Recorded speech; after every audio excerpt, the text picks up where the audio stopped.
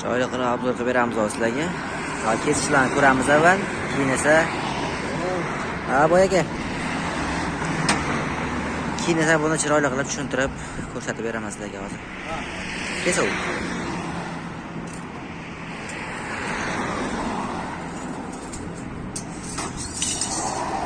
Nima deyapti akalar? O'lchak.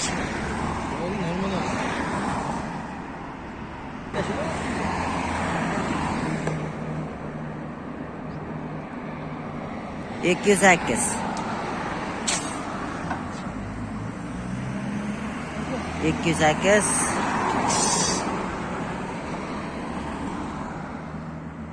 208. Normaliga sayapti, xudo xolasa.